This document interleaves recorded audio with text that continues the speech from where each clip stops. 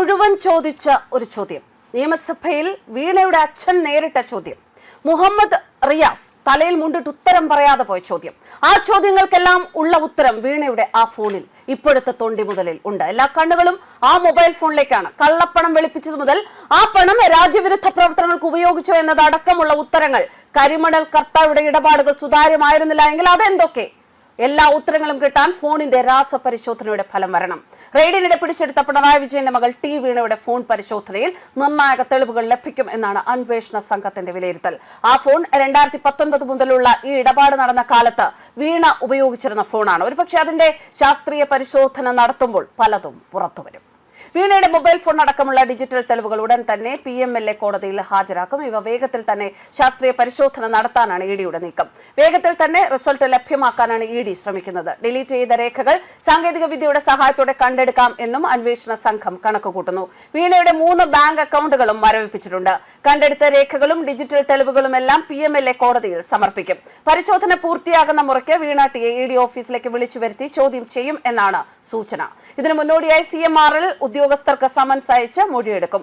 അതിനിടെ പ്രതിപക്ഷ നേതാവ് പിണറായി വിജയന്റെ വീട്ടിൽ റെയ്ഡ് നടത്തിയ ഇഡി ഉദ്യോഗസ്ഥർക്കെതിരായ ആക്രമണത്തിൽ 2 പേർ കൂടി അറസ്റ്റിലായി. CPM പ്രവർത്തകരായ നരുവാമൂട് സ്വദേശി കിരൺ, വട്ടിയൂർക്കാവ് സ്വദേശി അനിൽ എന്നിവരാണ് പിടിയിലായത്. മറ്റൊരു ജില്ലയിൽ നിന്നും ഒരാളെ കൂടി പിടികൂടിയിട്ടുണ്ട്.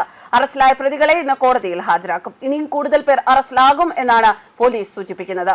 പിണറായി വിജയന്റെ വീട്ടിൽ പരിശോധനയ്ക്ക് എത്തിയ ഇഡി സംഘത്തിന് നേർക്കുണ്ടായ ആക്രമണം പെട്ടെന്നുണ്ടായതല്ല എന്നും ആസൂത്രിതം എന്നുമാണ് ഇഡി പറയുന്നത്. യാതൊരു പ്രകോപനവുമില്ലാതിരിക്കെ ഇഷ്ടികകളും ഇരുമ്പ് വടികളും ഉപയോഗിച്ച് ആക്രമിച്ചുവെന്നും ഇഡി പറയുന്നു. 3 കാറുകളാണ് ആക്രമണത്തിന് ഇരയായത്. ഒരു കാർ ഡ്രൈവർക്ക് ആക്രമണത്തിൽ പരിക്കേറ്റു. എല്ലാ നടപടിക്രമങ്ങളും പാലിച്ചാണ് റെയ്ഡ് നടത്തിയത് എന്നും CRPF അംഗങ്ങൾ യാതൊരു പ്രകോപനവും ഉണ്ടാക്കിയില്ല എന്നും ഇഡി വൃത്തങ്ങൾ സൂചിപ്പിച്ചു.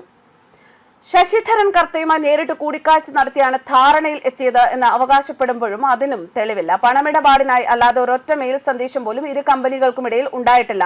ഇതിനൊക്കെ പുറമെയാണ് 2015ലും 2016ലുമായി ശശിധരൻ കർത്തയുടെ എംപവർ ഇന്ത്യ ക്യാപിറ്റൽ ഇൻവെസ്റ്റ്മെന്റ് എന്ന കമ്പനി എക്സാലോജിക്കിന് 50 ലക്ഷം വായ്പ നൽകിയത്. ഇതിൽ വീണ തിരിച്ചടച്ചത് 4 ലക്ഷം മാത്രം. ഇതിന്റെ എല്ലാം അടിസ്ഥാനത്തിൽ SFIO ചുമത്തിയ കമ്പനി കാര്യചട്ടം 447 വകുപ്പാണ് ഇഡിയെ ഈ കേസിലേക്ക് എത്തിക്കുന്നത്.